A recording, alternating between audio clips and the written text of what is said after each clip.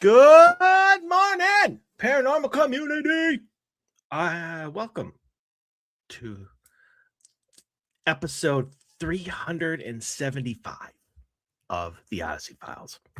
I have been your host for every single one of them. My name is Michael O'Neill.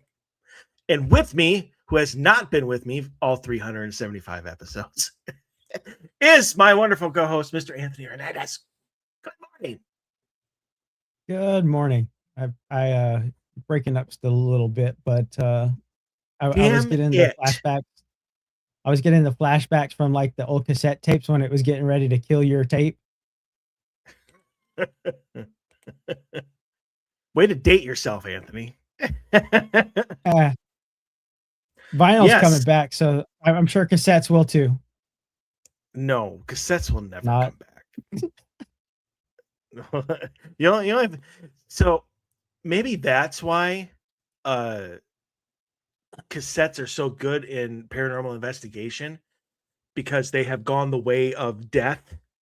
Like they are now like on the other side, they're closer spiritually. to that realm.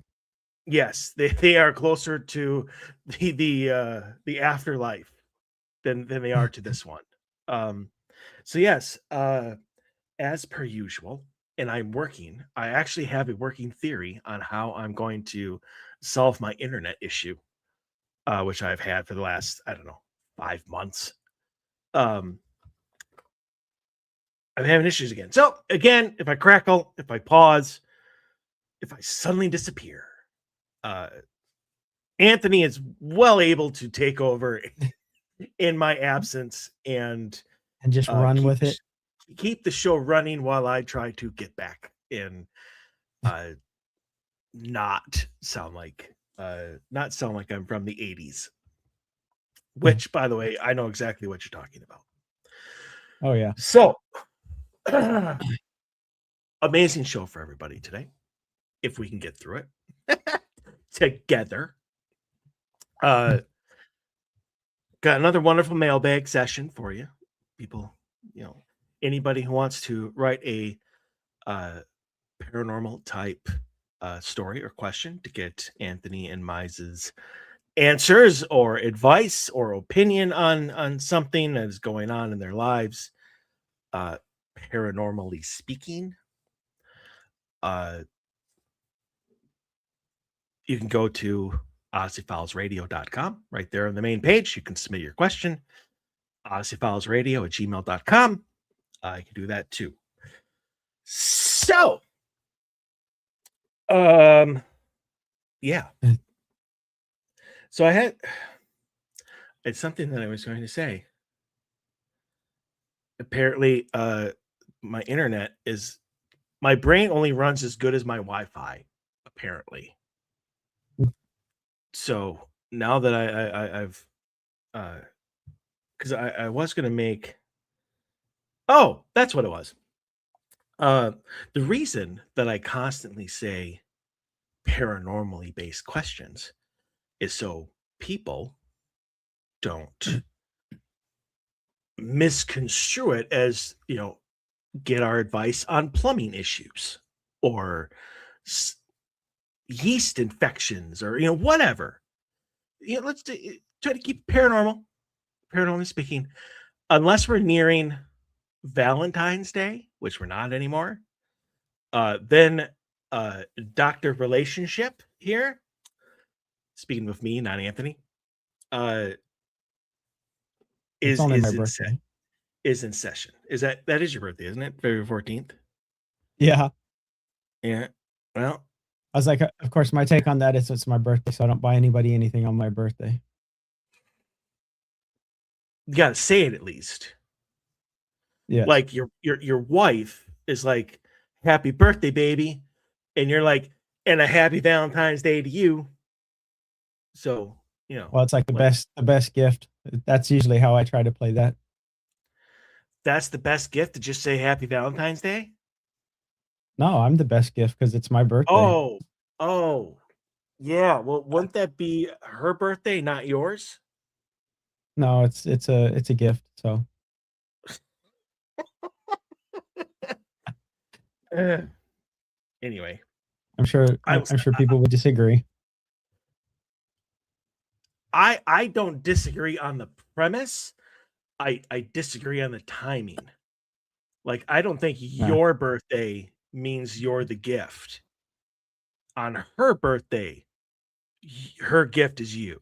Like, that's how I see that. You know, you put a bow on your big old forehead there, and you're like, here you go. Uh, Daddy's ready to be unwrapped. And and if you ever say that line, No. I will effectively lose my lunch. Uh, if I for some reason am lucky enough to have had lunch, but I digress. So, yeah. Like, did not have the mailbag all set up or anything. So, running a little behind. Obviously next week is Mother's Day. We have not discussed, obviously, Yes. we're not going to do that on the air, but whether we're going to have a show or not next week.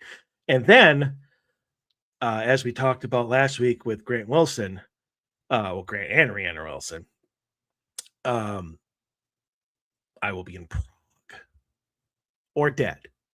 Depends if my plane makes it or As not. long as you didn't take, as long as you didn't do Spirit Airline as your airline of choice. I would never do Spirit Airline ever. Ever. Ever. Um I don't think if they made the fee like they paid me like $100, I still don't think I would fly Spirit Airlines. My sister has. She almost does that like exclusively. She hates it every time, but obviously it's so cheap, you deal with it. And it's usually to go visit was when he was still alive, but it was to go visit my father in Arizona, and that's like a 2.5 hour flight. You can suffer for a few hours on Spirit Airlines or an hour into the flight, and then you're not suffering at all anymore. But yeah, I've never flown Spirit. I never wanted to fly Spirit. I like myself too much for that. Well, now you will never have the chance because they've closed shop and are gone the way of the dodo. As they should. I can't believe how a bunch of rundown planes and completely uncomfortable seating drove them into bankruptcy. So, sometimes just you just throw out the extra $100 and try to be Yes. comfortable and safe while flying. Yeah, There's a I great would say during flying you don't go cheap. exactly. There's phenomenal comic, unfortunately deceased now, John Panetti. But he does a great bit about toilet paper. He's like he's like I've been poor before. He's like I haven't no money. He's like, but I always got good toilet paper. He's like whenever I see people buying the cheap, he's like, don't you like yourself?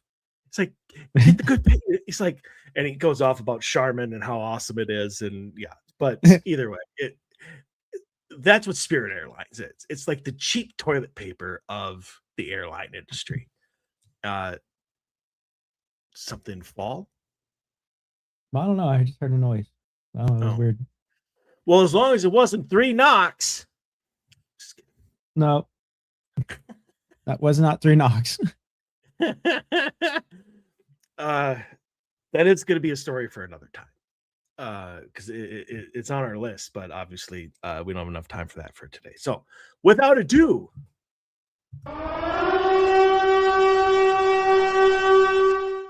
the Odyssey Files is proud to present the Mailbag.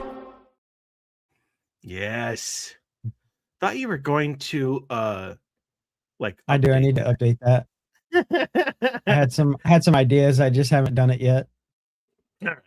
Well, there's been I mean, obviously when you made that for us like years ago, AI wasn't nearly as advanced as it is now. Um so I mean, I'm sure you could probably do like some really good stuff with that. Uh if you could make so the whole Oh, I Odyssey have file, some ideas for it. I just got to figure out which one to generate. generate them all, unless it like costs money to do so. But if you Oh, it does. can, It's because not free, unfortunately. oh well, then yeah, just select which one you want. That's up to you then. But obviously, I'm the voice behind the Odyssey Files presents blah blah blah. If you could get like the narration level of like a haunting, oh, so good.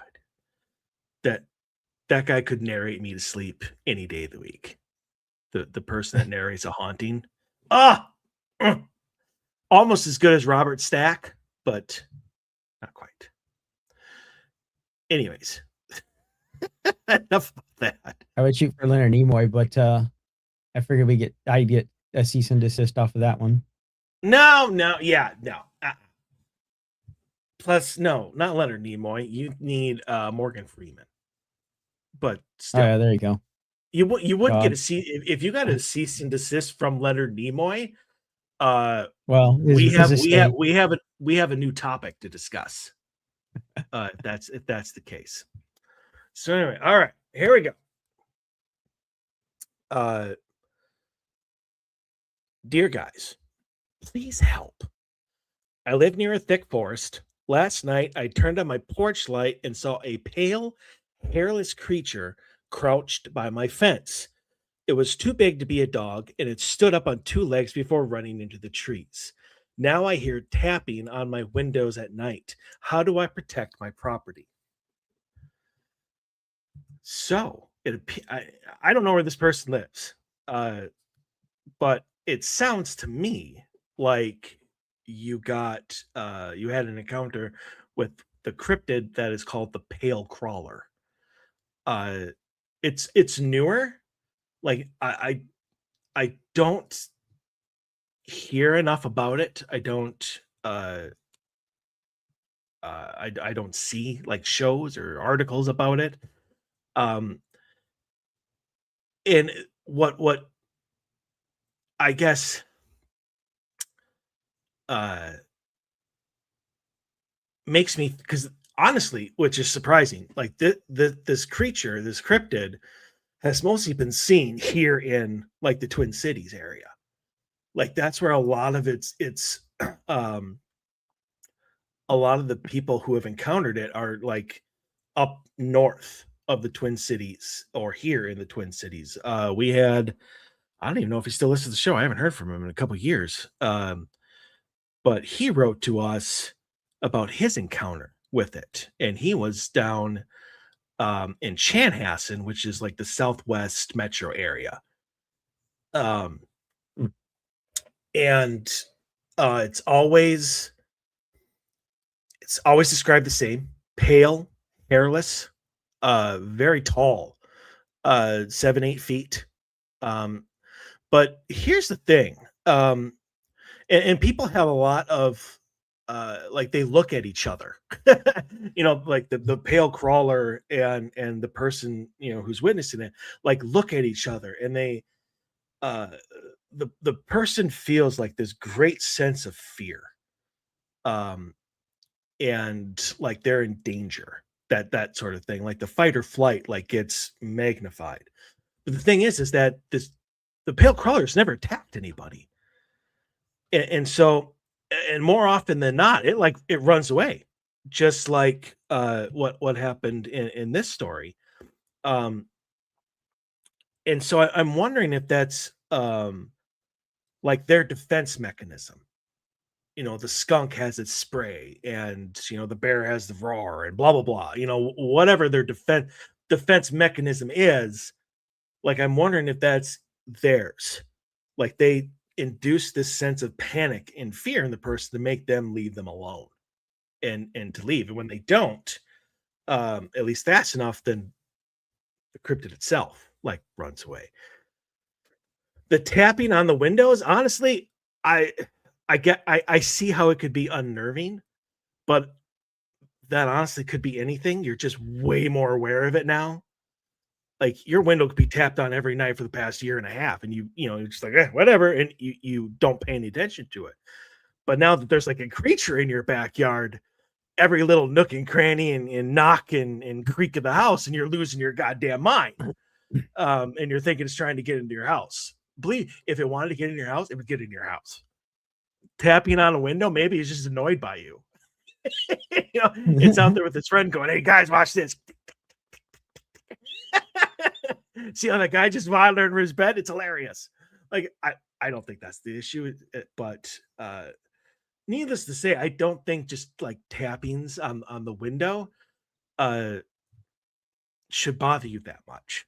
Um, so I think right now what you're doing is you're freaking yourself out, and you're convincing yourself that you're in some sort of danger because you don't know what that thing is. But the basic fact that as soon as you saw it and it was lit up, it ran away, and it really hasn't been aggressive back towards you since. Uh, I would just let it tap on your windows. Maybe it wants you to open up and say hello. I don't know. Have you tried putting a camera on the windows to see if you can catch what's actually tapping on them? Pretty hard to miss like an 8-foot pale hairless creature. But yeah, I would just let it go. I don't think you're ever going to see it again, so to speak. So I got. How about you, Mr. Anthony? Well, it just I don't know. I've heard the tales or the I guess encounters of some of those things, and it sounds pretty freaky when you see it. So yeah, I mean, I could see how it would spook the crap out of you. Uh, the tapping on the windows, that I don't know, just when I heard that, it's like that's like I don't know, it reminds me of Salem's Lot with the vampire knock tapping on the window. Can Billy come out to play? Type stuff. Like, yeah, that's freaky as hell. So, but you're right. If there was tapping, you probably didn't notice it till you freak yourself out wherever you saw that thing, and now a pin drop would probably set you off for I don't know, being paranoid for what's going on. So, yeah, I would say a camera is probably best the best defense for stuff like that. That will let you see what's out there without having to actually look. And if you catch something, there's tons of shows you can upload that to, including ours. Um, I'm sorry. I love the fact, even if you go on like Reddit and you read some of the stories that people and the questions that people post there, almost every single one of them is like, get a camera system, and then you could put it on YouTube and we could watch it. And I'm just like, dude, why does everything have to be entertainment to everybody else? Like that is just my own opinion on that one. Everybody is so interested in watching shit of somebody else being afraid or somebody else suffering, and that they take that as entertainment, and I hate that. I don't know if it's entertainment or relief, maybe that it's not them that's happening to, and they're like, "Oh, look how bad this guy's got it," as opposed to me. Like my life is not so bad now. So yeah, so the paranormal is now therapy for those who, feel bad Do not about suffer. themselves. Yeah. What? I said, "Who do not suffer from it." Oh, yes. It's like, oh, you think your life is bad? Here's an entire channel of people who have it worse than you. Enjoy. All right. Sorry to interrupt. Continue. No, that's all right. I think the camera's probably the best thing for that stuff though, because trying to get footage of those things is a task of itself. So if you put a camera out there, that would probably scare it away. I would think if there's something there. If not, it's a bush or I don't know something rubbing against the window.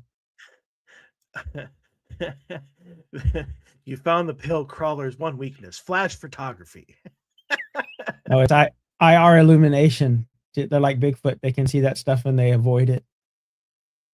Maybe they do. I don't know. Nobody's even attempted to post like, here's a blurry photo of a pale crawler I took last night in my backyard. Like nobody's even attempted that before.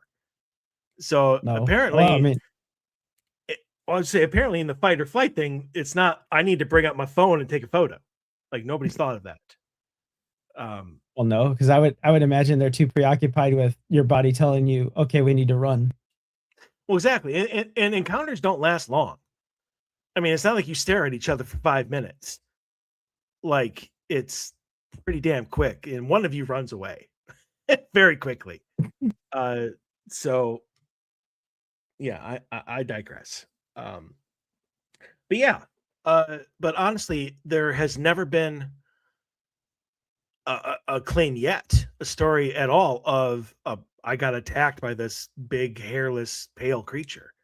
Like it's never attacked anybody, but everybody feels like they're about to be attacked, and that's where it ends. And I think And I was gonna say, I think one story I heard where they or one thing I saw where they cornered it into a building, it just was tossing stuff at them. So I mean, it didn't even go at them then. It was trying to get, I think, get away. well, that's defense. Yeah, that we're all gonna do that. You have a bunch of Bigfoots corners in a corner and it's filled with a whole bunch of debris. Yeah, we're gonna start tossing shit. Like that's just the natural defensive reaction when you're in a corner. Yeah. Uh, I guess I didn't hear that one. Um, and still nobody got any video or photos of it. Oh, there was video. I just didn't show anything. It was just stuff getting chunked. So I mean, it could have been fake, could have been real. Who knows? But Wait, so like they were there was outside the room and like this shit started like flying through the doorway? well, they heard a noise, and so they went to go investigate it, and it was in a old barn on their property, and so they went in there, and you see something move, and then you see stuff come flying over the from the dark and stuff like that, and they weren't brave enough to go in there and mess with it, so they just filmed that. So, like I said, grain of salt there. Definitely grain of salt. Definitely grain of salt.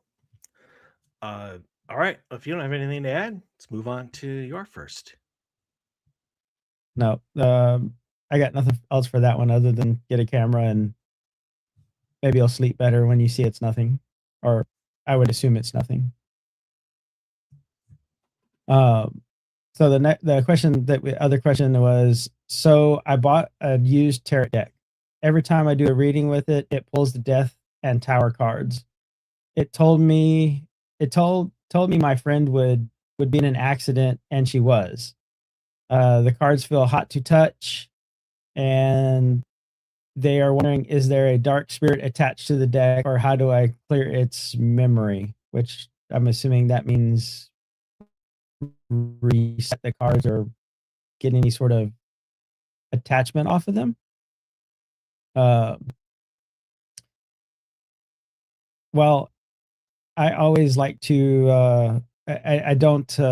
Not opposed to buying the used tarot deck. I don't know that I would use them in everyday situations as a collector's thing. I could see that being a thing as just to collect them and own the different older tarot decks. But I would kind of put that there could be risk involved with that, or at least someone's energy attached to those things, and you don't really know what they were using the cards for when whoever had them before you had them. Uh, I've always approached antique shopping or used things, used whatever shopping as to potentially haunted stuff shopping. At least that's my point of view at some of those antique shops and stuff like that. Uh, Talked with quite a few people who actually owned antique shops, and I have yet to have one that doesn't tell you something about some weird noises that occasionally will happen in their shop when they get stuff. So stuff could be attached to things pretty easily. And like I said, I don't know that I would definitely not use them to do readings with. I would definitely invest in your own cards and don't use something that has who knows what energy or whatever done or whatever with them. Sound advice. So, uh, as much as I know people are on the edge of their seats waiting to see what I have to say, I went to the master of tarot himself, Mr. Ken Boggle. And I asked him about this to get his opinion on used decks and stuff like that. And this is what he said. He said about the cards. let me move this so I'm not looking over to the side like a moron. About the cards, it is all in the vibe. If the vibe of the cards doesn't match mine, I don't use them. Even if they're brand new, out of the box, the vibe has to be right. So how they came to me is of no real importance. It's all about the energy. So, to the person who bought this used deck, especially like if they're not like he's in tune. Like not only is he a tarot reader, like he's also a medium and psychic and stuff. So when it comes to energies and stuff like that, he's very sensitive. He understands this stuff. If you're somebody who just opens up the book and is like, okay, well, here's what this is supposed to mean, like you might not even understand what vibe and the energy of the cards even is. And so what I would probably do is I mean I would probably just try another deck first. So if this one deck is throwing out these two cards um all the time, and then you switch to like a brand new deck or even another used deck and you don't get that at all, then I would think that the vibe of that deck is very specific to whatever it is trying to do. Its former owner tried to do. Um, but I mean, the whole. Sorry, I gotta find it in. Oh, it's all the way down at the bottom. Yuck. So it told me my friend would be in an accident, and she was. So here's my question to you: how did it tell you? Like, there's no car accident card. So, I mean, there's nothing like in the book that says, well, if you get the 9 of diamonds, that means you're, or the 8 of swords or whatever, that your friend is going to be in a car wreck. So, I mean, I guess the question to me is, or the question that I have to this person is like, how did you know that is what the cards were trying to tell you? Uh, I so I would go assume ahead. that they intuited that from whatever cards they laid down or drew, but Maybe. I mean, what's it specific as to what friend? I mean, people are in car accidents all the time. I I have tons of friends. Like almost every other day, somebody gets into a rear ending. So I mean, I there's a there's a lot that could be said here as to the whole the card. The cards told me that my friend was going to be in an accident, and then she was. There's a lot of missing information here. Um, so to this specific uh question and story, I would just take one. I would try a different deck first and see if that still happens. Uh, because if it doesn't, then is that deck itself. Um, you asked how to clear it. I mean, how you clear anything. You know, you can get sage, you can do a cord cutting, you can do all sorts of things to clear the energy of it. Although it depends on how many times you have to do it. Like you can't just take some, once, some sage or whatever, do it once, and then you're perfectly fine. I mean, it may be fine for a little bit, but it's probably a lot deeper than that. So you're gonna have to do it multiple times over the course of a certain amount of time. I don't know how much time is going to be needed. But yeah,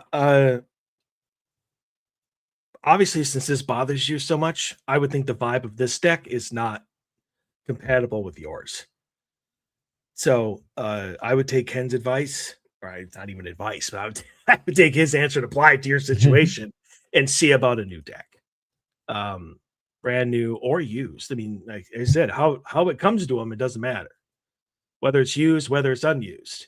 It's the energy of the cards and how they were used. So that's my answer there. yeah, my only thing to add to that was the cost and time and effort to clear or to cut cords on that one deck of cards. Is it really worth it over just getting another set? depends. I mean, maybe it's an antique set, like you were saying, but I'm sure e- either, I'm sure it's a nice one, but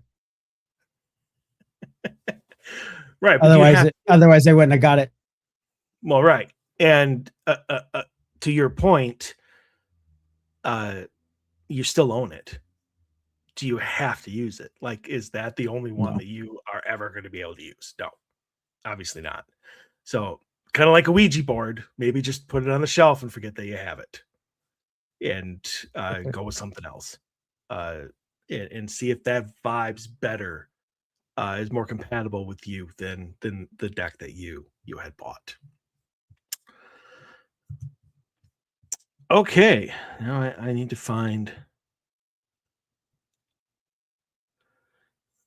the one that I was going to do.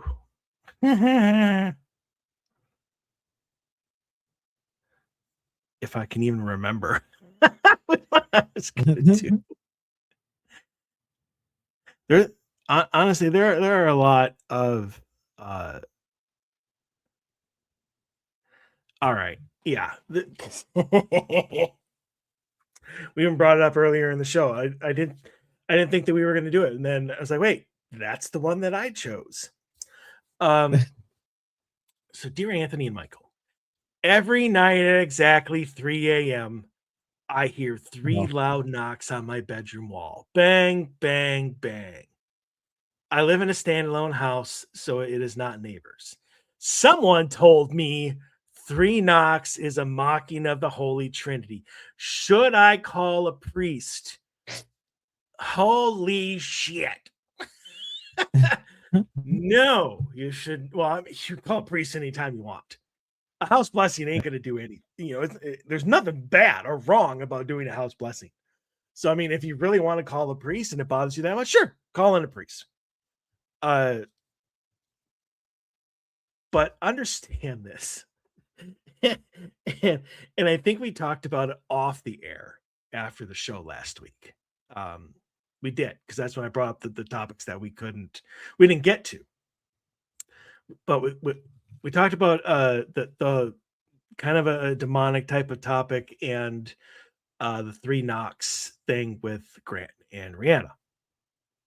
And the thing about the 3 knocks, and it is so prevalent in the paranormal right now, that 3 knock is it's more often than not, it's got to be demonic, and it's a mocking of the Holy Trinity. And oh my god, like I seriously, I've told the story where over the past 11 years that I've been the director of Odyssey Paranormal Society, anytime there's a 3 knock claim in a client's story, every single one of my investigators suddenly gets very apprehensive. Oh my god, 3 knocks, that's really worrying. No, it's not. I have a very, very hard time believing 1 knock is human, 2 knocks is human, 3 knocks is demonic, 4 knocks, a human really wants to get a hold of you. Like, it makes no sense whatsoever. And I told Grant and Rihanna, just as I will tell you right here. One of these times we had Michelle Belanger on. Very, very gifted medium psychic. Unbelievably informative. And she basically wrote. She didn't basically wrote, she did. She literally wrote the Dictionary of Demons. That's her book, like her main book, like 500 pages long by now, I'm sure. Because she keeps adding to it. There's probably no better source of information on the demonic than Michelle Belanger. And I asked her, because I've never liked the whole 3 knock thing. Like, I thought that was just ridiculous. And so I asked her, where did that come from? Like, where did that start? And the first words out of her mouth was, I had never heard of that before until Lorraine Warren. And I said that to Grant. And of course, he's like, yes.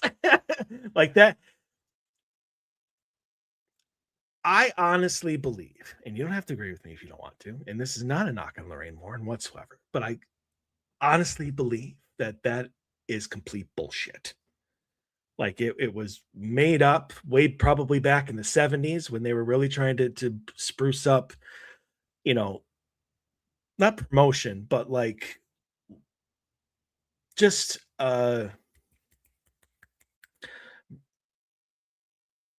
exposure. There we go. Exposure. Just just trying to get exposure for what they are doing. The Amityville horror. Uh, we're gonna have an update on the Conjuring house. It makes a better story when there's something that deals with good versus evil, and evil mocks good all the time.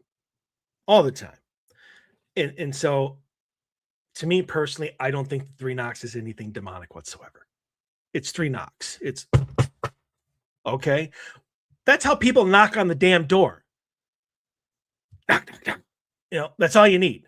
One, to get their attention. Two, to confirm it. Three, to say, get to the door. I mean, it's human nature. So, and the 3 a.m. thing is also ridiculous. I know people call it the witching hour. It's the exact opposite of when Jesus was born. Just stop it. Just with the garbage of 3 a.m. And the reason I picked this is because so many people, so many stories that you see online or anything start with at 3 a.m. Good for it. I have investigated at 3 a.m. I've investigated at 11 p.m. I've investigated at 10 a.m. I've never seen any difference anytime. There, it's not like all of a sudden it hits 3 a.m. and all hell breaks loose because now it's the witching hour. In fact, by that time, even demons go to bed. So, like, there's no activity. Honestly, I'd say I have more activity at 12:30 a.m. than I do any other time. Yeah. Like that seems to be like the prime time to I don't know, to do their thing.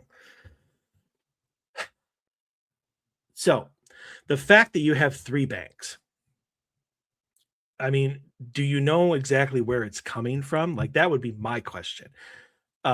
Knocks at my bedroom wall. Okay, but do they sound like they're coming from inside the room or outside the room? Does it sound like maybe it's coming from your yard adjacent to your bedroom? Because like me, I have a standalone house too, and I've only got, I don't know, maybe 30 feet, something like that, between my bedroom wall and the house, my neighbor. Um, maybe they're doing something. Maybe maybe their air conditioner kicks on, and it needs to be up, maintenance or something. There's all kinds of different explanations for why at 3 a.m. These 3 banks. I don't think you're in any danger. But again, you want to call a priest, be my guest. There's nothing bad that's going to happen because of it. And if it makes you feel better, do it. See what happens. That's all I got. Sorry for the rant. No, I totally agree with the 3 a.m. thing. I would definitely go for the science-based, at least initially, on those things, because that's generally when the cortisol spikes, and that's if you've been asleep for a while, that's when those hormones are shifting. So, and the only reason I really know that is because I woke up for the longest time at 3 a.m. in the morning, and you're like, the first few times, like, it freaks you out, but then you're like, okay, this is just annoying. I want to go back to sleep. So yeah, your body wakes up easier at those times. So the littlest noise or the littlest things are gonna wake you up into a full fledged, unable to sleep type event. And I don't know that the 3 knocks I would definitely look for. I would eliminate all the real things that could be pipes, something in the wall. Uh, I definitely don't think that demonic is going to do 3 knocks and that's all you're going to get. And if that was all it could do, like, that would probably be the best demon ever to have in your house or to ever experience, if all it's going to do is knock 3 times at 3 a.m. and go away. Because I would assume that's just the beginning of your bad things right there, if that was demonic for real. Uh, kind of think you would have a lot more I think there would be a lot more going on than just knocks at that point, though, and odors, smells, vibes, and just your whole worldview going to crap at that point. Because everything I've ever heard or read about them is not real pleasant, and three knocks is definitely low on that chain of events. You could you could do the house blessing. I don't think that would really hurt anything. Um, my only thing is my only caution is if you do have something paranormal going on and you decide to pull the sage out and do whatever and you don't really know what you're doing, just be prepared because you could make it worse. You could piss it off if there is something there, which I'm not really expecting that to be the case, but would urge caution in doing stuff you don't know what you're really doing. I would seek help if that is a route you wish to choose. Yeah. I mean, that's good advice. I mean, if you're worried about what would happen if you call in a priest, call in a paranormal team, a reputable paranormal team, paranormal Yes, not investigation team, not a bunch of ghost hunters, not the not not the a bunch jump of ghost scares. hunters. Yeah, not the people who you find them on YouTube, but find people who specialize in helping people in their homes. Reputable paranormal team. Uh, if all you see of them is on their website and all they have is YouTube videos of them at Waverly Hills and the local sanitarium, not the people for you. um, so yeah. All right. Your last one. All right. So, hey guys, I have a ghost that likes to play tricks. Uh, I put my car keys on the counter. I turn around, they're gone. I find them 3 days later inside the refrigerator. It's not scary, but it's super annoying. Uh, do I learn to live with this roommate or can I somehow kick it out? I don't even know where to begin on that. I've either had things misplaced or have had things moved. And while it can be annoying, if you, at least in my experience, if you kind of ignore it, it kind of gets bored with the fun of whatever is doing that to you. So you can kind of, if it is something, do that. If make sure you're not the one that's forgetting where you set something though. That would be the biggest piece of advice there. Yeah, I'm not sure what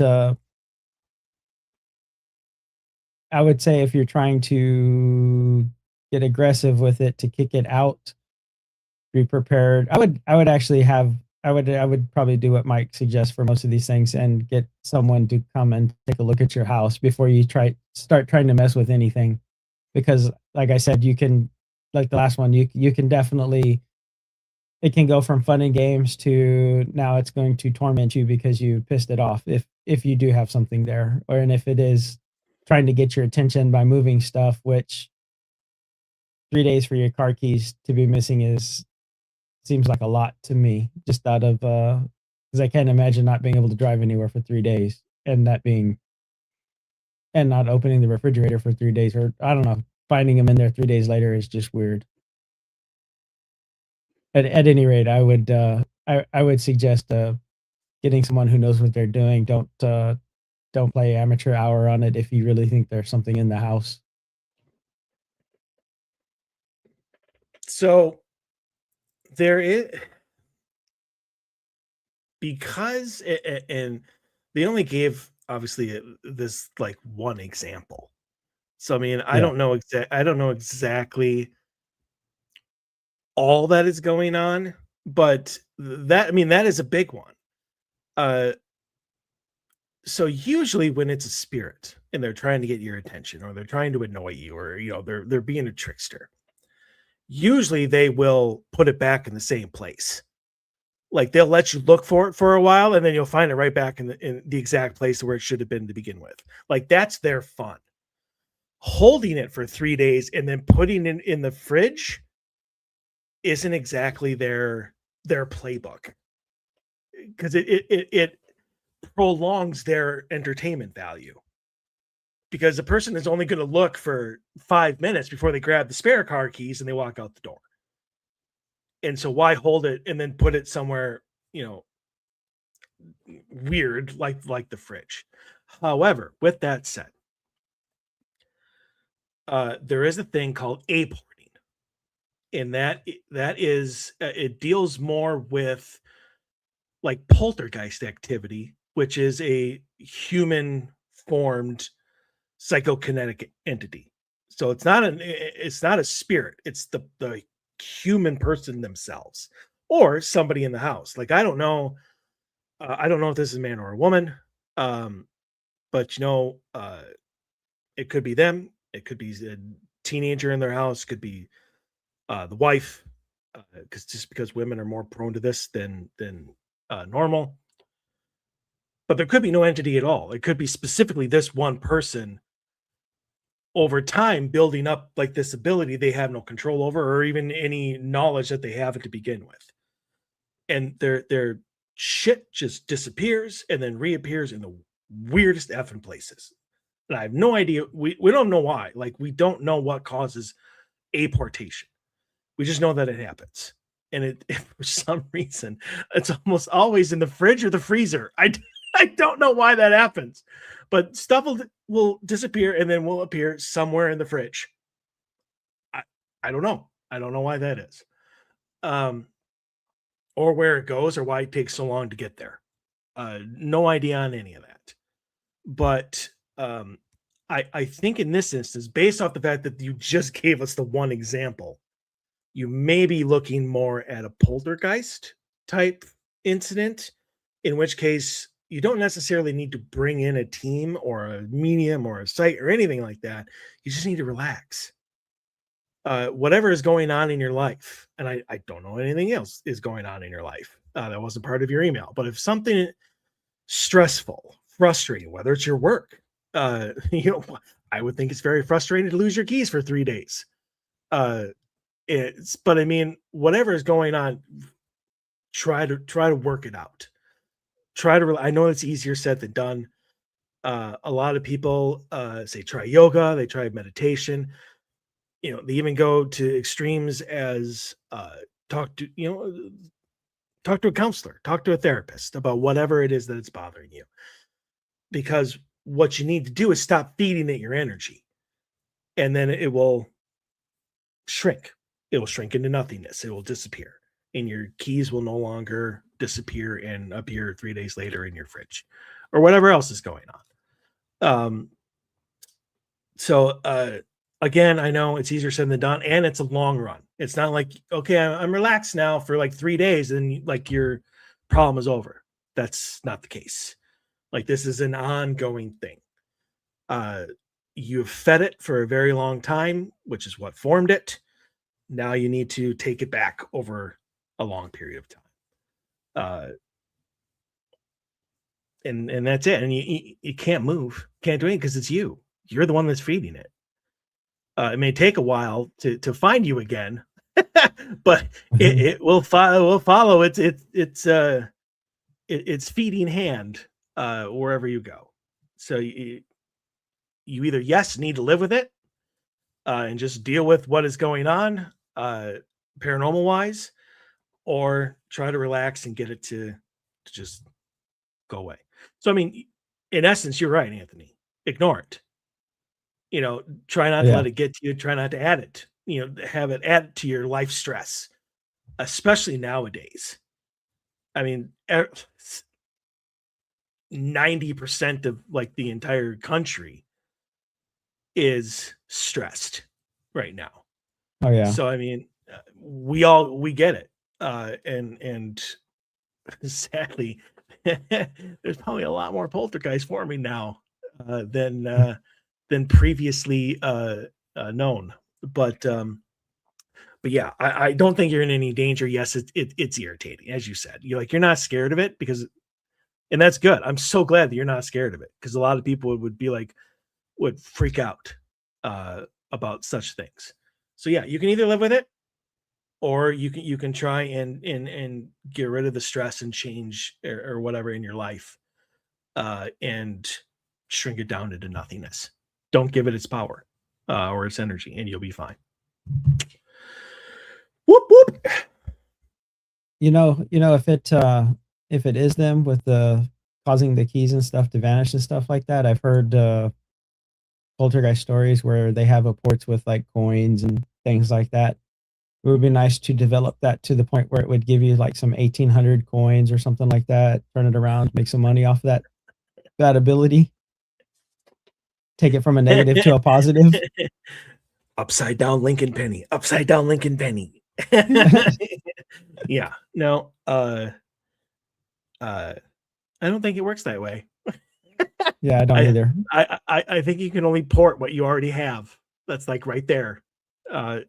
So I mean, yeah, if you have an ancient Roman coin and it disappears, and you might find it 3 days later in the freezer, sure, but it's still yours. I can't think of who it was, but there's it might be overseas where there's a case, but they literally have like a half-gallon jar of coins and stuff that just they appear ever so often, and they just show up in the house and stuff like that. And I was like, well, that would be kind of cool if they were anything other than mundane coins. But yeah, they I want to say one of the shows that I watched even went back there, and it was Danny Robinson. So yeah, it would have to be overseas. And they had from the last time that they were there, they had a little jar that all the coins that had shown up, but there were, of course, nothing special about the coins.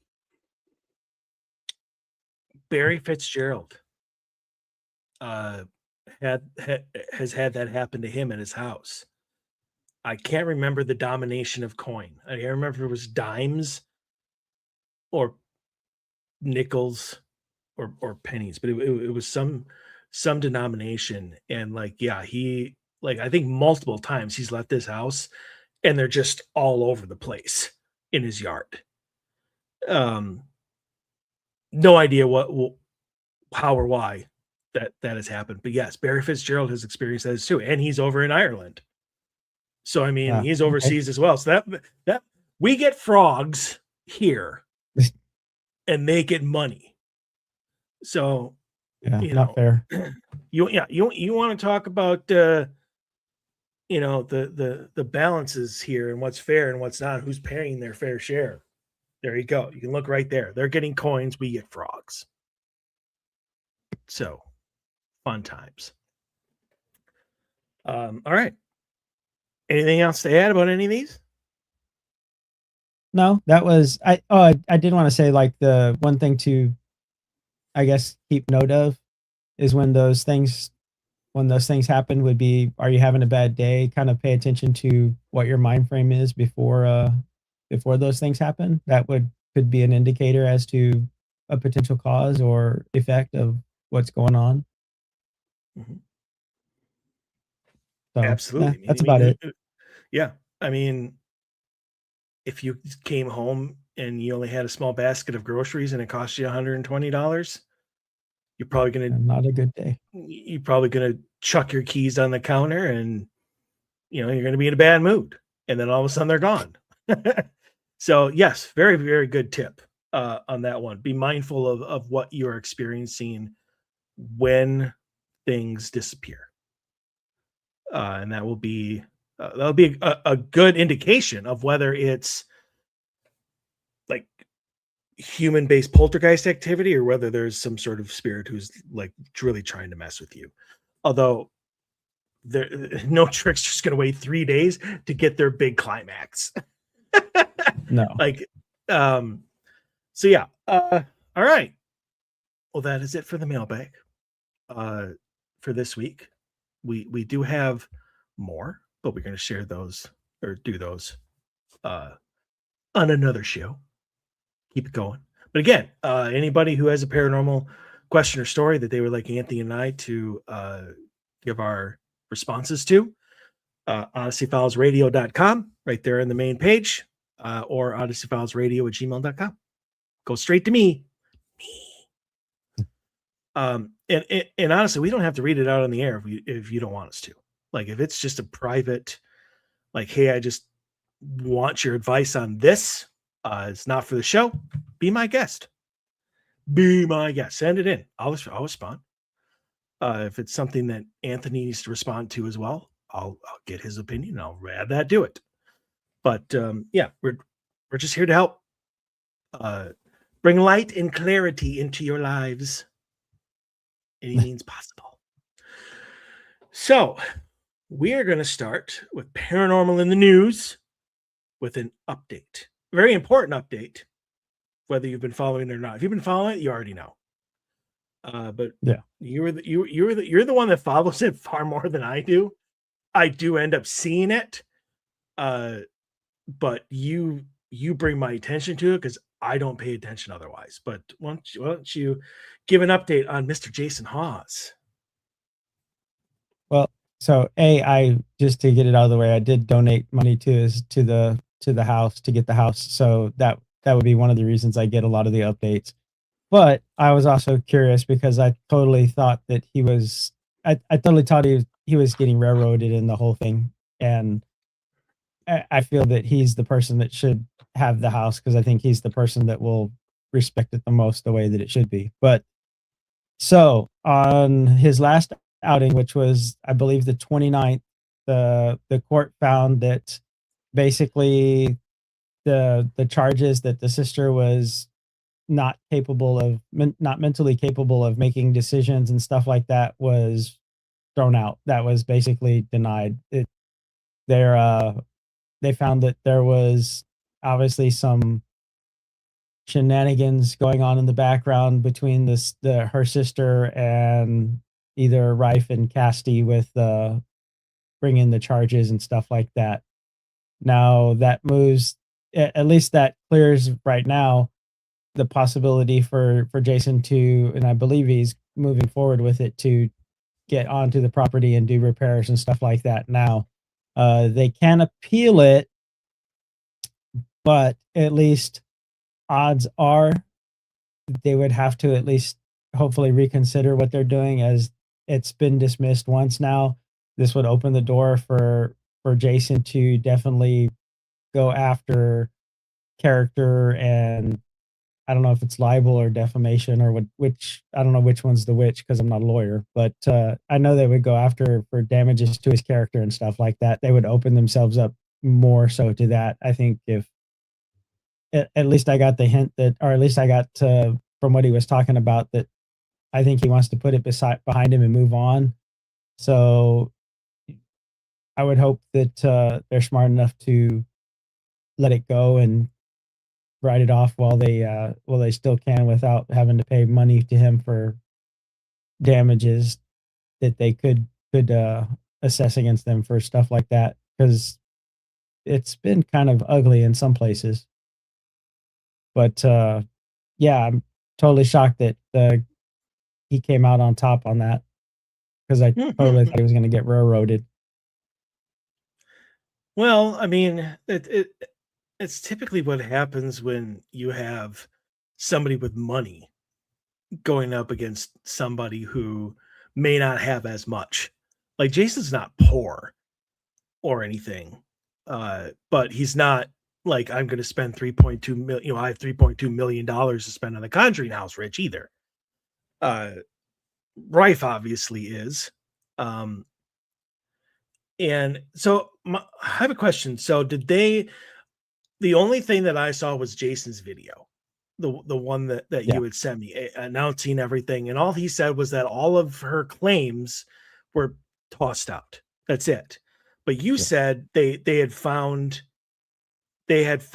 evidence of backdoor dealings There and stuff like that, or is that like just your that assumption? is the speculation with them throwing it out. So in order for them to find that she was not mentally well, they were going to move forward with them being able to subpoena them, bring the records and stuff like that. And once they found out that she was indeed not mentally unstable, they dismissed those charges, and they brought that the sale of the house can move forward. So I don't know that they didn't concrete say that, A led to B and he paid the sister, or there was some sort of financial gain for her to do it. but it was definitely implied that that was the case because otherwise they wouldn't have dismissed it the way that they did. Like I said, I would think that would open. I would think Jason would be able to pursue legal ramification from them if he wanted to go that route because of them dismissing it the way that it was dismissed. Okay. So the whole, you know, Rife friend thing, it has not been proven yet. It stopped just before that would have been discovered. Yes. Okay. There basically was enough proof. There was enough proof there for the judge to basically throw it out. Is basically what it came down to. And you know, if I were in their shoes, I would hope that they're smart enough to see that this could go very badly against them, monetarily even. So I would walk away from it if I was them, but who knows? Well, you know, let's just say for the sake of argument that, yeah, like this was a big old plot that uh these guys and you know, in connection with Netflix, uh would, you know, would expose, yeah, it would expose everybody to lawsuits and stuff like that. I mean, Netflix ain't gonna do that. I mean, Jason could Jason could have ended up owning the the Warren Museum, but by the time that was done, I mean, that would honestly been hilarious. But yeah, I don't foresee them appealing. Their main reason or claim for why this couldn't go forward is gone. I mean, Yeah. there's nothing left that they have. I mean, they might as well just cut their losses and move on with life. Especially if Jason's willing to. Jason's, and I can't imagine he's not. But I mean, you just be like, yeah, he said what you said. It was garbage, but you know what? I won, and now I'm just moving on with life. Um, good for him. Uh, Yeah, I doubt unless they push him, he would want to spend that much time and effort in court and stuff like that. That just I don't know, it yeah, seems like a waste. So, yeah. like I Well, said, honestly, I think if they walk away from it, it'll be over. yeah, and I think they will. Um, now they made their play, they failed, and now they'll look for some other, you know, uh, they'll probably go after Waverly next. try try and take over some other, you know, haunted location. Uh, but yeah, but good for Jason. Uh, good for the Conjuring house. Um, I still to this day don't think at all that it was worth this trouble, but that's just me. Oh, But if it has uh, a much more sentimental value, I mean, because it was Andrea Perrin herself that was like, Jason, I want you to have this house. Like it's personal to him. Whereas with Rife and I can't remember his friend's name, and I don't need to, but asking. sure, it was a business, you know, a business location, business decision, an acquisition. Uh, so honestly, this is a good news story. It's one of those like stories we need right now. You know, that justice actually won out. Like the good guy won. Well, like I said, Sort of. I was totally shocked that it came out that way. I'm not, especially when you started telling me about how Netflix just suddenly started like not following him, like they were. I was like, yeah, like they're yeah, no. Uh they play their play, you know, they they played and they lost, and that's fine. It happens. And good for them that it did. So, you know, pretty soon. I mean, it's not official yet, obviously. The sale can move forward. Well, Jason still needs to raise the money. You know, even on the video itself, he's like, "And the GoFundMe's back. You know, here's the GoFundMe if you want to, you know, donate."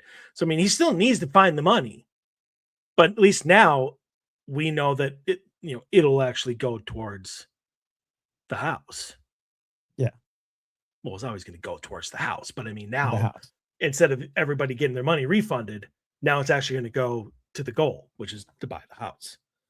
Um, I don't need to know how much you spent on this, but like, were there any rewards? Like, you get a free night of investigating, or is it Oh, I just, wish. No, it was out of the generosity of your heart, sir.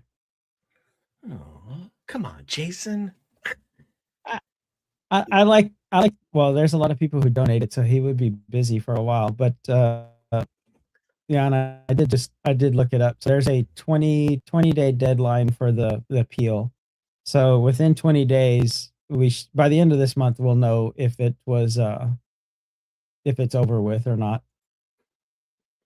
Copy that.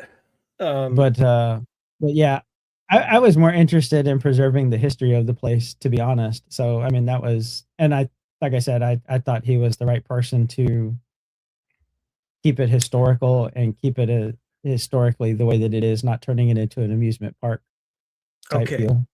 All right. So here's my question to you, and I don't mean to get into this. Uh, what history? It's an old flipping house in the middle of nowhere. The only reason anybody knows that this house even exists is because movies were made about it. If movies had not been made about it, if there had never been any sort of haunting claims of this house, nobody, a neighbor 3 miles Would away know would it. not know this house even exists. What history? Well, I'd like to think that it's preserving the history of what happened there and not turning it into an attraction and not Well, a I agree with you on glorified that. paranormal I agree, Disneyland.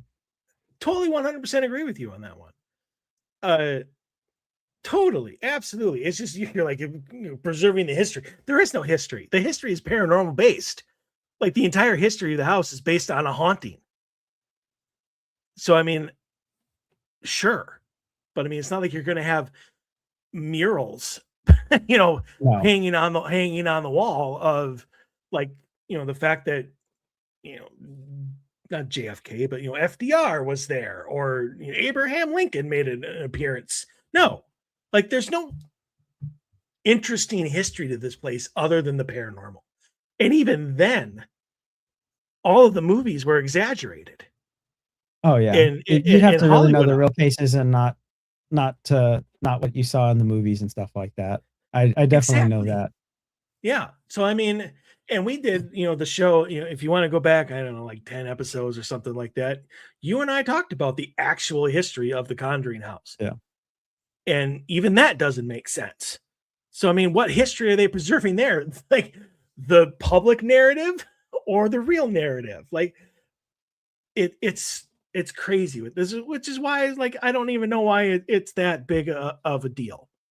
But Well, see, to Jason, I would think I was gonna say, I think Jason would basically uphold the real story for the place, as opposed to the others who would have definitely it would have been a Hollywood you would have mm, experienced the Hollywood thing. Like, I would imagine they would have had tours and someone with, like, the long black hair would have been coming out of the water at some part of the tour and stuff. I mean, just yeah, overselling the crap out of it. I I had the exact same thought, because while you were talking, like, in my head, I'm like, this skeleton like drops down from the ceiling, Yeah. to try to scare me. Yeah, I get you on that one. I just, I my own personal opinion. I know that it's personal to Jason, so if that's what's important to him, fine. No issues, no problems, no nothing with any of that. Glad he has it. But to you and me in the generalized society, like, the house is no different than the Leduc mansion down the street, down in Hastings, Yeah. that I go to all the time. Uh, like, there's no difference there. Uh, well, I mean, obviously its history is different, but still. One of the motivators is selfishly the not wanting it to turn into the money grab thing also. So I can say that. Like, yeah, because I've seen a few places that I like turned into basically 4 to 5 times what it should cost for someone to go there. So basically making it where it's not accessible to everybody and turning it into a pure for profit thing. So Mhm. yeah, I didn't want to see that happen to it, I guess, is the better reason for that. Totally agree. 100% agree. Um, all right. So moving on. Um, I I seriously I don't know their motivation for doing this. Uh, but you think there might be something new to the whole MK Ultra conspiracy Well, it theory doesn't.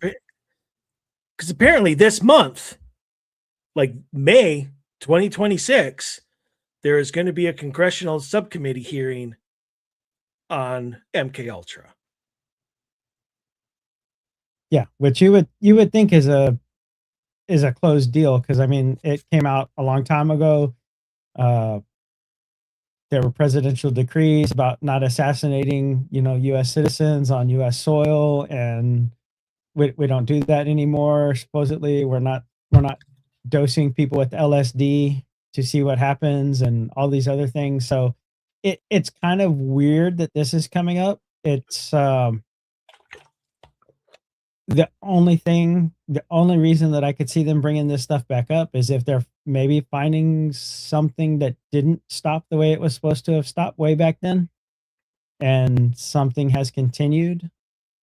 I mean, it's like I said, it's supposedly they're going to have more declassified documents, which I would just think paints the government and the CIA in a totally terrible light, because I can't see anything redeeming about this stuff.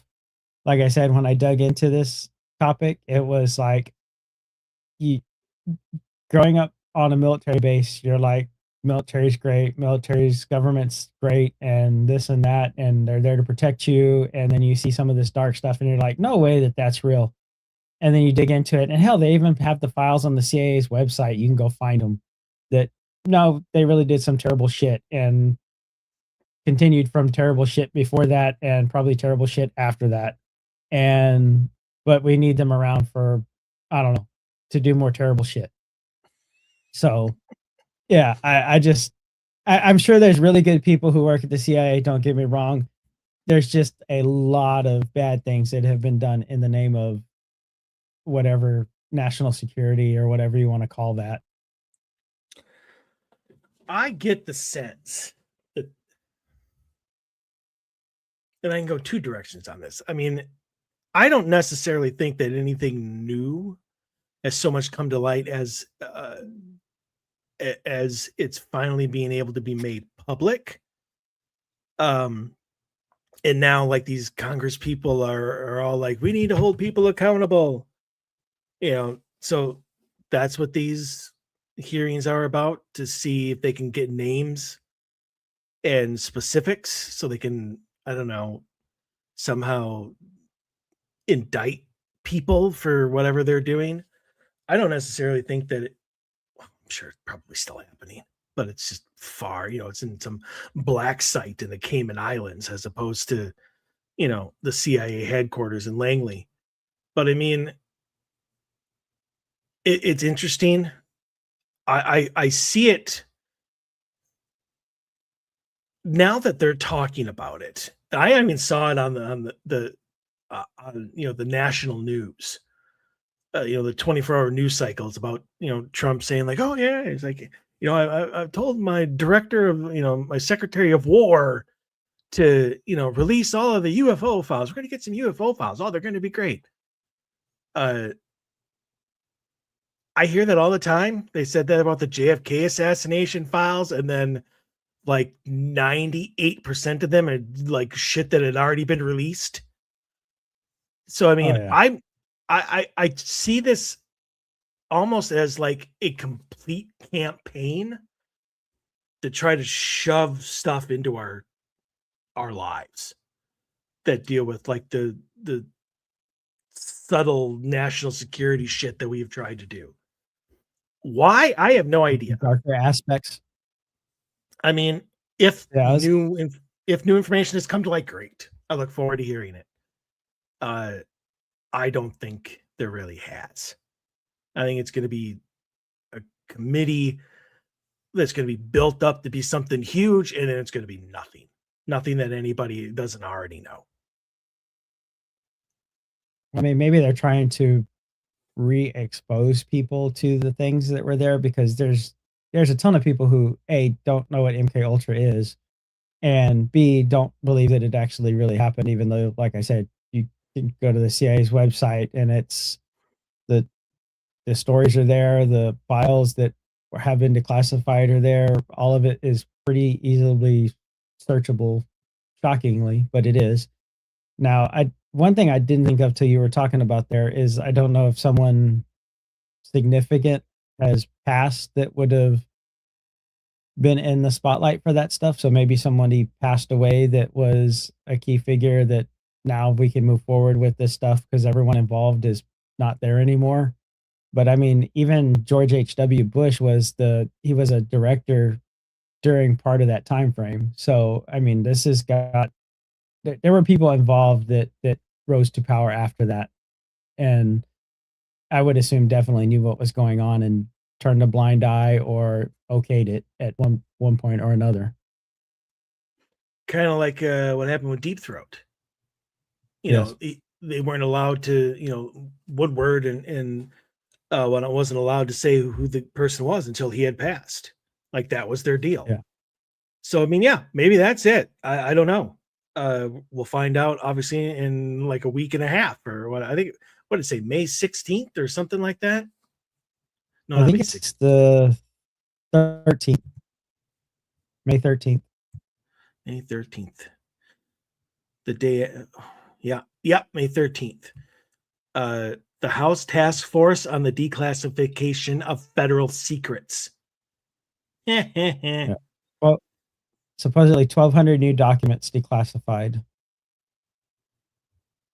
Yeah. And like I said, I don't really know what they could, I don't really know what they would expose that has not already been exposed. Like I said, one guy that was going to be a whistleblower back then basically got dosed and tossed out of a window. I mean, confirmed. Um, they had the James Bond type gun that shot people with the shellfish toxin that killed you and basically left no trace unless you knew what to look for. So, I mean, there's just all sorts of, just like I said, terrible things that were part of that. The search for LSD to try to make a basically a killer from someone that could be triggered at a keyword or something is what they were really looking for with that stuff. So Yeah. All the time they build the stuff up and then it's like nothing. So we'll see. I'm Maybe curious. I know you are. Yeah. When I gave you the task to find like the news, I wasn't surprised that 80% of it was extraterrestrial based. Well, Um, the new knowledge is coming, sir. no, it's not. Uh, by the end of this year, it'll be like, oh, I was wrong. It's now 2028. Well, So I will admit, if the what is it? Damn, now I can't remember the date. If it's October, whatever day it is, when that Regulus thing's supposed to happen, I will I will hold out my hope until that day happens, and then if that day passes, then I have to reassess this for every other. No, the end is coming in next year and next month and so forth. um, what is Regulus supposed to align with? Is it Orion's belt? It's the Sphinx and some other stuff. But then I also saw that after they talked about that, how they just found another Sphinx statue in Egypt as well too. So like, which one? Have we been looking in the wrong place the whole time, only to find out it was this other Sphinx that was long lost, and now it's come to light? And I don't know. October 7th. Okay, so yeah, So the star of Regulus is expected to align with the gaze of the Sphinx, specifically linked to a prophecy mentioned by Chris Bledsoe around Easter 2026. While earlier claims focused on Easter weekend, March 29th, 2026. Was that Easter? I thought Easter was like the 4th. Wasn't Easter April 4th? I don't remember. I would have to get the Whatever. calendar, to be honest. Yeah.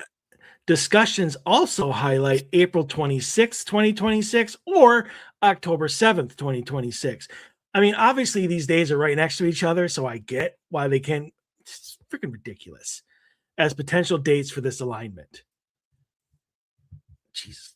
Now I will say that he's been saying this since 7 or 12. I don't remember which. I think it was 12 is when he got that or when he received that message from the lady, and he's basically kept with it the whole time. And he's even talked about, well, that was the date that he put with it because that was the date that she showed up. So he thought it was going to be around Easter.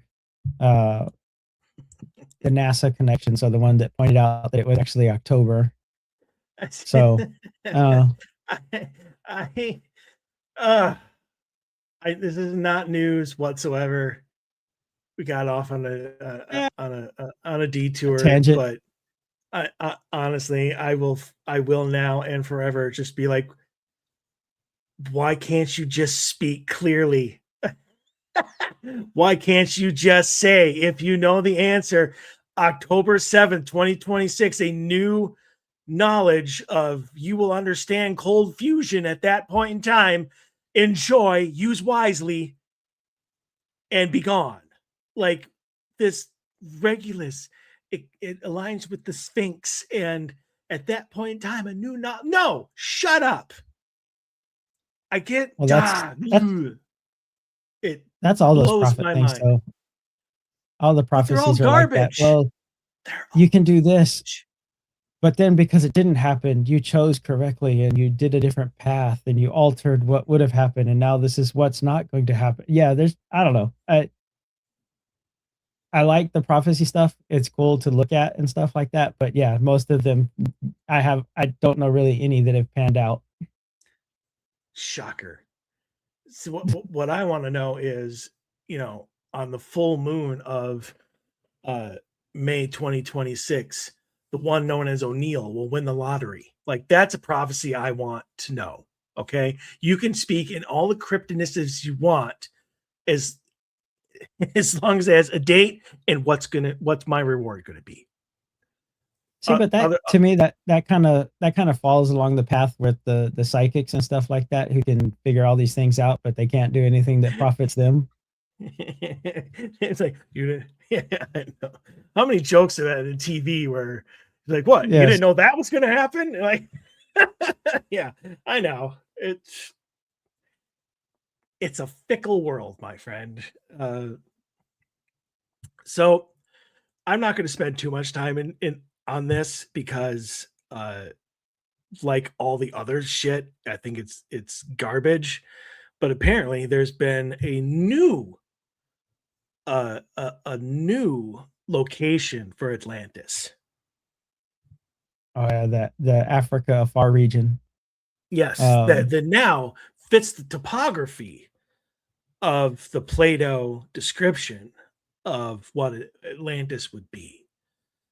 And it's not going to turn out to be Atlantis. I thought I had this thought this morning.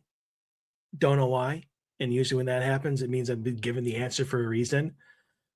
I don't think Atlantis actually existed on this planet. I think there's been no other stories written about it except for Plato. None. It's an entire civilization, and there's only one person in the entire goddamn universe that's been able to write about it. And all the subsequent like writings of it were based off his writing of it. Like, I think if he went to a place called Atlantis, I think it's an interdimensional location as opposed to on this plane. We're never going to find it here, no matter how many times we look. That's just could always go with the Stargate thing where it was if you ever saw that one, Atlantis was a ship type thing that took off and left. Oh, Starship Atlantis, or not Stargate Atlantis. Yeah. No. I watched the movie. I never watched a single episode of the series, any series of Stargate, which I both don't regret and also do a little bit because I'm obviously a big sci-fi person. The MacGyver one was okay. Oh my God. Of course, that's the one it is, the MacGyver one. But I'll get to it eventually, I'm sure. Maybe when I retire. But we'll see. But anyway, yeah, I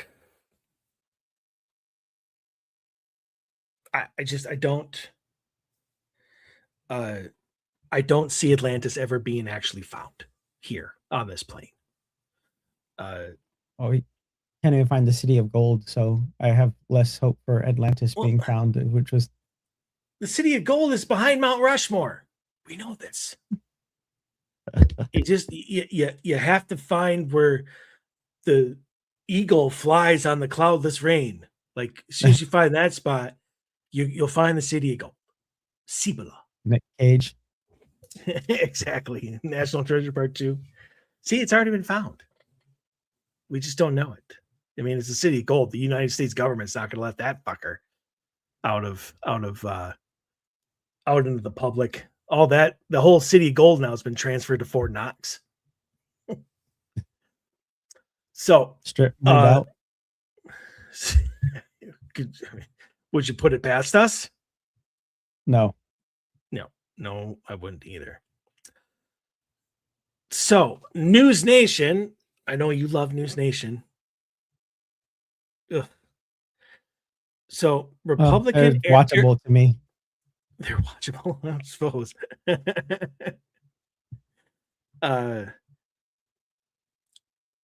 Representative Eric Burleson received briefings suggesting direct interaction protocols between the U.S. and non-human intelligences. What's that all about? I would assume he's just echoing because he wasn't. I mean, of course, couldn't give details because it happened in a skiff, and it kind of you can't talk about all that stuff. But I would assume. I mean, you've had talks all the way back to a ship landing on Wright Patterson and them coming down and making deals and stuff like that. So I mean, that's just speculation that has been there for a long time.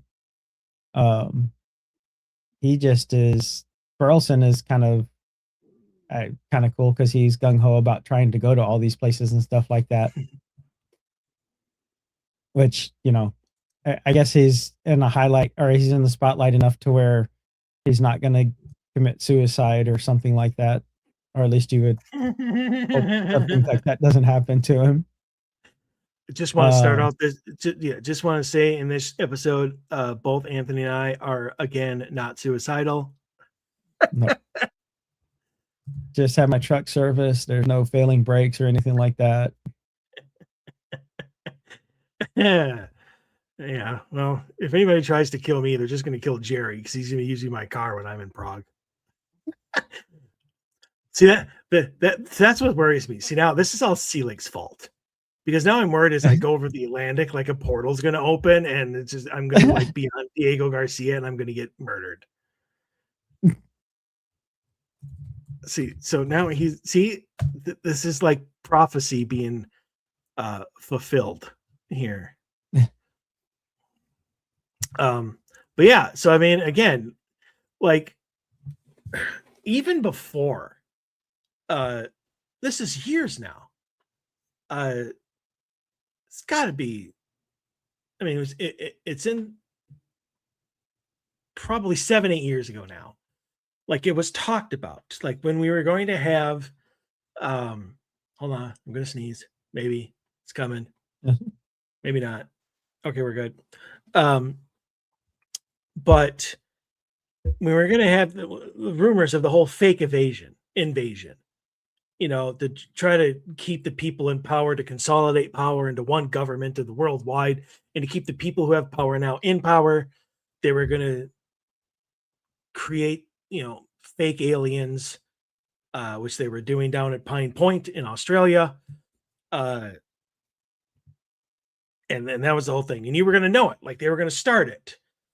uh, when they started talking about it in Congress, when the president started talking about it, and when the news outlets started to cover aliens and UFOs and stuff like that. Like that was the start of it to get people ready for this event, which again was like a red flag event.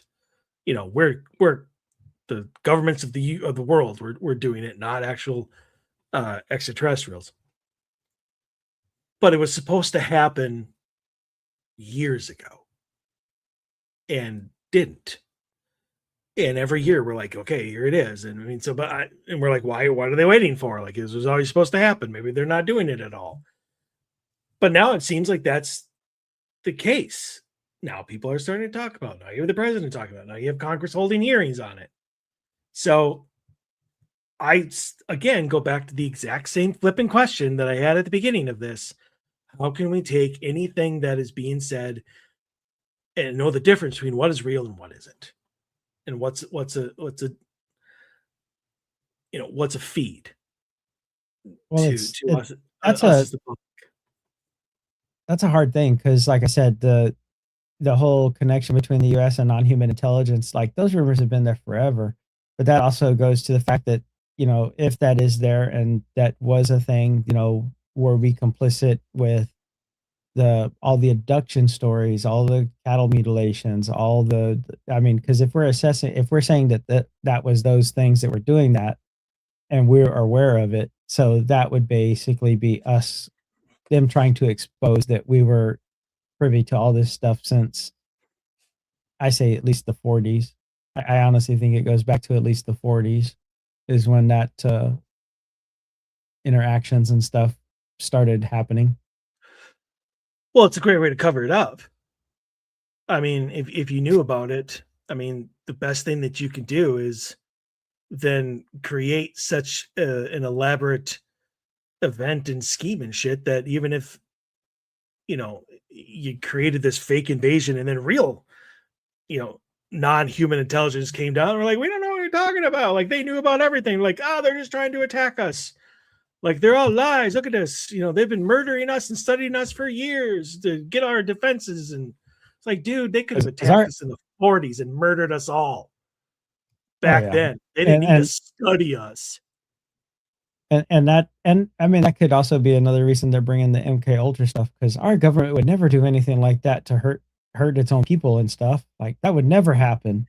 If if that, I swear to God, if that is the outcome of that thing to uh make innocent the like this has all been a lie. We never did. I'm gonna lose my shit.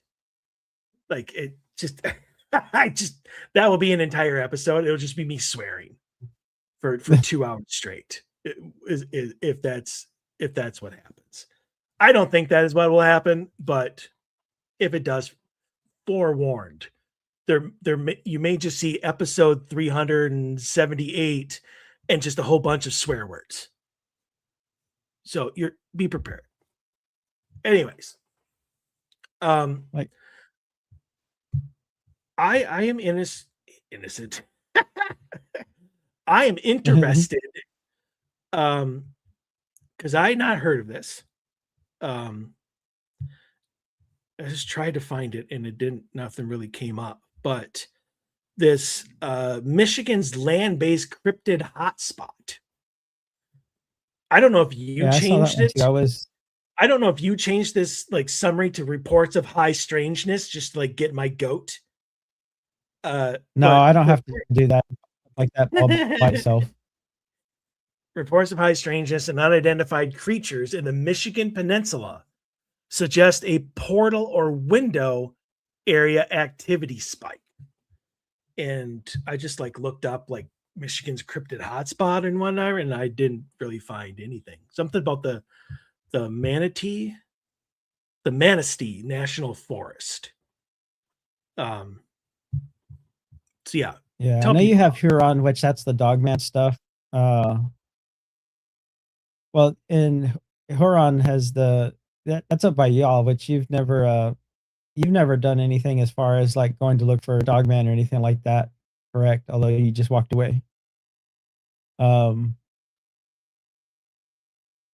but basically, you have the Michigan Triangle up there, which is cryptids, UFOs, Bigfoot.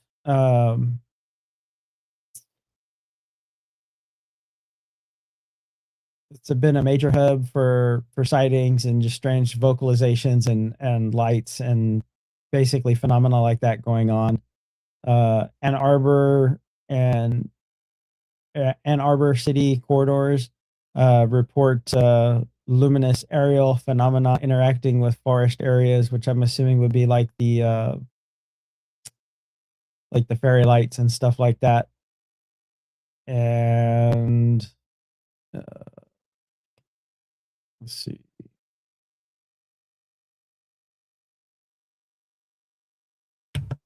That is really about it. But I was asking when you walked away, but you've never done anything like with the dogman or anything like that up there, right? Even though that's kind of your area. I don't think the Dogman is this area. Dogman, I think is more Ohio.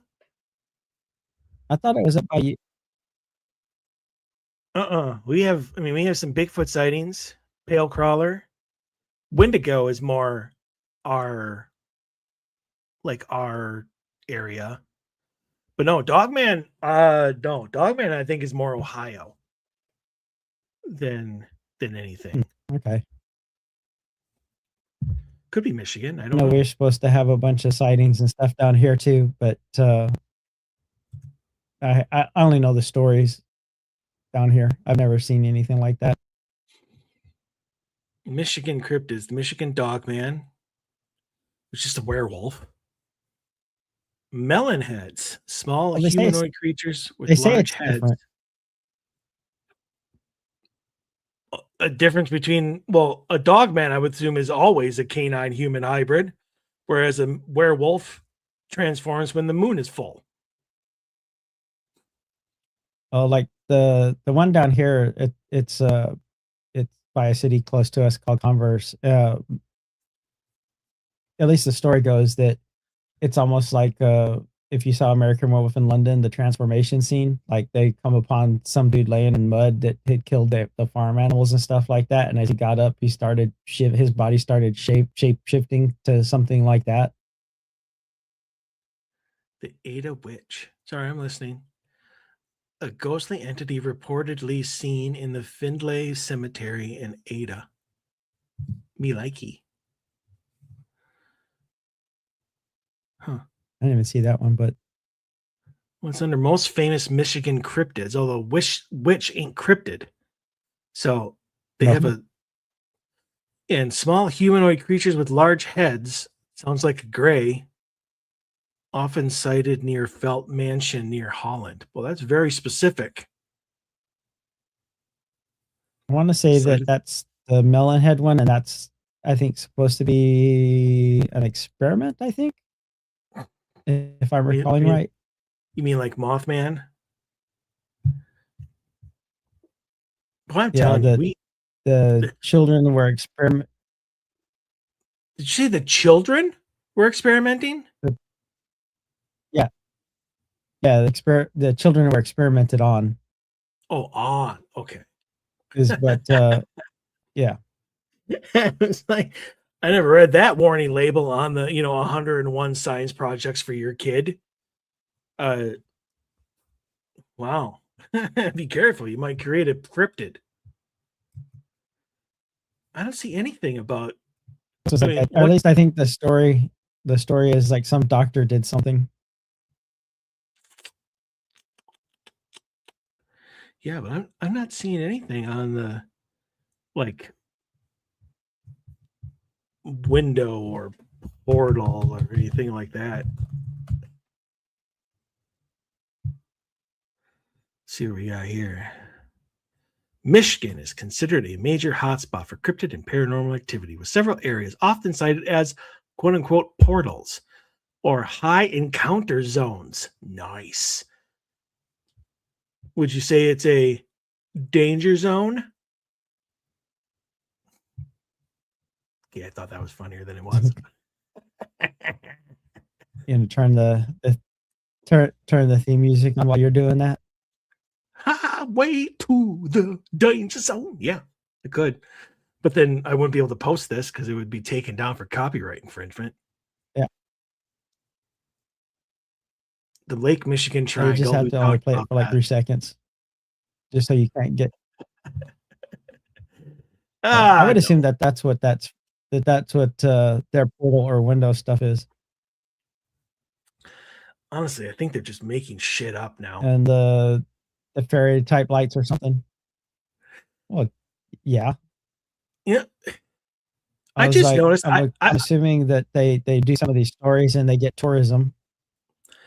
I don't know why. Well, I've just realized for like the past almost 2 hours, I have been exceptionally negative.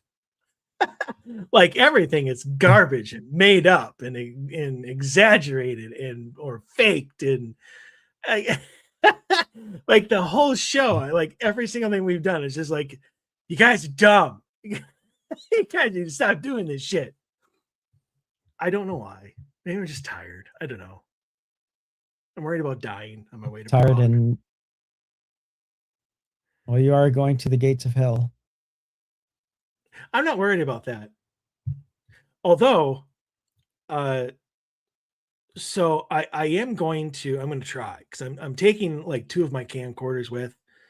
I'm gonna go get a brand new phone, trade up. So I have the latest technology. And I'm gonna be posting everything to if I get anything good, we'll have a show. We're gonna have a show after I get back about the tour. So hopefully I'll have some video clips and stuff that people can watch on the video version of the show. Listen to it live. Ain't gonna do anything unless it's an EVP. But I'm gonna ask this question. And I feel it in my bones that I will get an answer. I will get some sort of reaction at Huska Castle to this question. And that question is simply this: is Zach Bagans proof that the castle's defenses have already failed? That is going to be my Isn't that like question. provoking? No. Maybe. I'm assuming he's been there, right? I don't know if he has or not, to be honest with you. I don't care about where Zach Bagans goes. But if he originated from the depths of hell in that well and he crawled out, then they're going to know who he is regardless. Well, he would have had to been here for a long time because they closed that stuff up a long time ago. Things can crawl out at any time they want, Anthony. The castle doesn't have to be open for business in order for shit to come out of the well.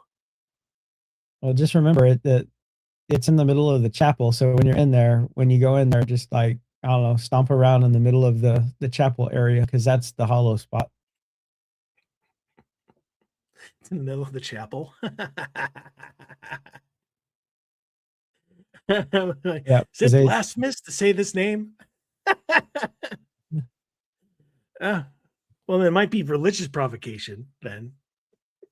Which, that's why they built the chapel, was to keep whatever, to lock it in, is what at least the story goes. But there really is a void under, like I said, in the middle of the room. They did the radar testing, and there's a void that they could not find at least with current stuff, the bottom to. So that is going to be an amazing investigation. So yeah, anyway, definitely have your recorder on in that area. Oh yeah. Static. Like even if I'm not in that room, there will be a recorder in that room. The entire time that we are there. Like even if there's like a 2-hour tour, there's going to be a recorder in that room like the entire time. Yeah. What other news here? Because you did do a couple about the AARO, which is obviously a government government division or department or whatever that deals with UFOs and UAPs and shit like that. Yeah, that's it. That was basically talking about Sean Kirkpatrick, which, I mean, really, as far as I'm concerned, he was a disinformation. He was just basically disinformation because he's dismissed some of the things that are still classified as UAP and unknown within Arrow. So I don't know what his deal was, but he's basically just tried to downplay or basically put any he basically was Project Blue Book for today's standards. And he's out of there, hasn't been a director for years, and still comes out and tries to interject into stuff like for something that he supposedly didn't like and didn't want to be a part of. So kind of makes no sense to me. Oh, I will. We will end with this because it is another update on a show we just did. So you said, and this was not part of your thing, which I find interesting. So maybe there's no, but you had said that the Chinese are now starting to complain that their scientists are starting to go missing and being killed. What have you heard Oh, on that's what that? they're saying. Uh, I that's the only thing I've heard. Unfortunately, I don't know. I haven't. I saw it in a news segment um, where they were saying that their scientists are also missing. Uh, they've gone pretty far and wide with some of those news stories. They're some people are trying to put together that Condon from the Condon report, like his girlfriend disappeared because she knew too much from him and basically got suicided. And like there's all over the place now with Suicided. He got suicided. yeah. Is that a term now? I believe it is a term now. I would imagine we're going to be adding that to the dictionary now. Oh, I did see that we finally found the suicide note from Epstein. I did see a brief thing for that, although I didn't listen to it because I was like, after all this time, we just found a note. Where? Was under his mattress. Nobody's cleaned his room in years. Yeah, I don't just no. uh, Yeah, I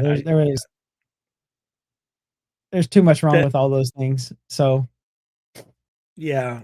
The only thing paranormal about that is the fact that they still think that they're gonna get away with this, with that. But that's just crazy talk.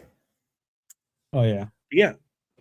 So plenty going on, apparently. So obviously, May 13th, we have the MK Ultra subcommittee. So looking forward to that. Uh and yeah, so when we come, so like I said, I don't know if we're gonna do a show next week or not. It's Mother's Day. If we don't, happy Mother's Day to everybody. You know, not everybody. Happy Mother's Day to all the moms out there and all the single dads that take care of their kids. So uh, that day's Is for there you. one anyway? 'Cause what? What? What do you But mean? 'Cause I was gonna say because if you're a single dad, you're a mom also. yes, that's exactly it. You get to play both roles. Is what I was saying. Yeah. Yep. So happy Mother's Day.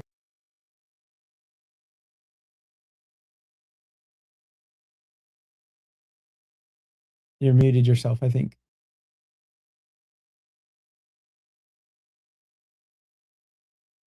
You're muted. There we go. I Okay. don't know how that happened. I like waved my hand and there was like, he wants to be muted. Muted. Muted. It's time to go. All right. So we'll either see you next week or we'll see you in 2 weeks. 3 weeks. Yep. Because 3 weeks With the we'll be back. Well, because 2 weeks and then the whatever. Well, we're gonna miss 2 shows. If that's the case. Um And you'll be So, you'll be bringing the proof of demonic beings from going to the gates of hell, and all that other fun stuff. Something will crawl out of that well when I am there. I feel it in my bones that this will be my swan song. will be Hosted Castle, and it'll be all downhill from there. But it is my goal.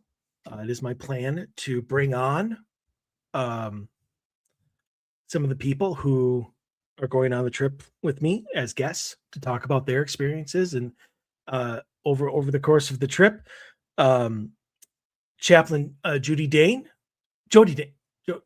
Gee, how did I mess up her name? Jody Dane. She's been on the show before. She works, she's intuitive, works with angels. She's going on the trip. And she's from Minnesota. So there you go. I'm sure she'll be coming on to talk about the trip and everything. So great things coming up. Plus a couple of amazing guests.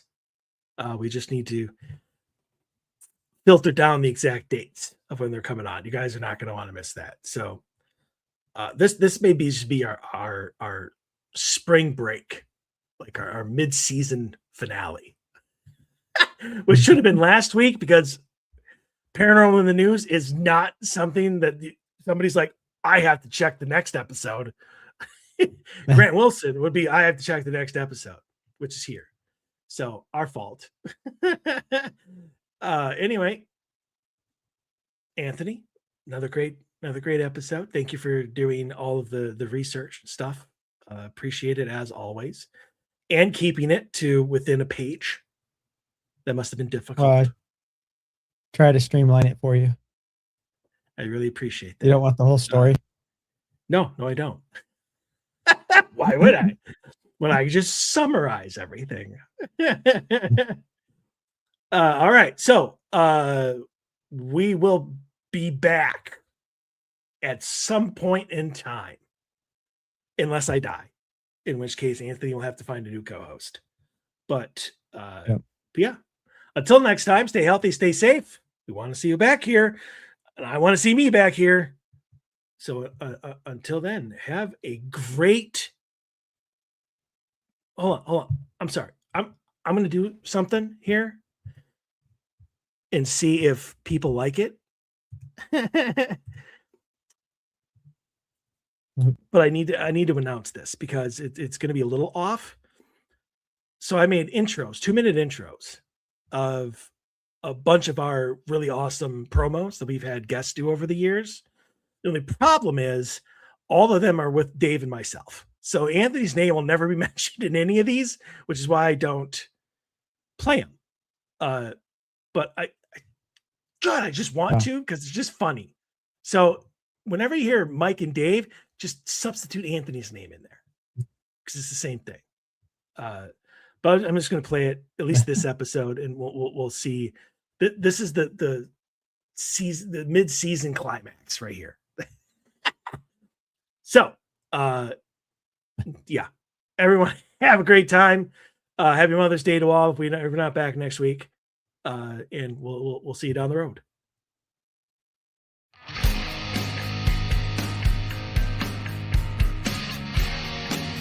This is Susan Slaughter from Paranormal Caught on Camera, introducing you to the most epic show ever, the Odyssey Files with David Soyering and Michael O'Neill.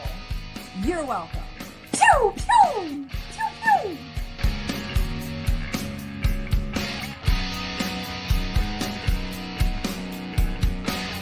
Hey, this is Grant Wilson from Ghost Hunters, and if you ever have time that you never want to get back, spend it listening to Mike and Dave on the Odyssey Files. This is Heather Taddy of Paranormal State and Alien Highway. I can't say that the Odyssey Files are out of this world, but Mike and Dave are quite abductable.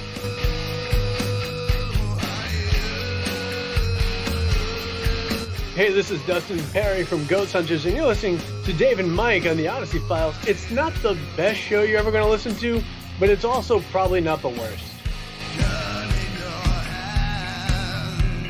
This is Michelle Belanger, author of the Dictionary of Demons. What is faster than a speeding shadow person and more fun than an anal probe? It's Mike and Dave of the Odyssey Files. Hold on to your hats and buns.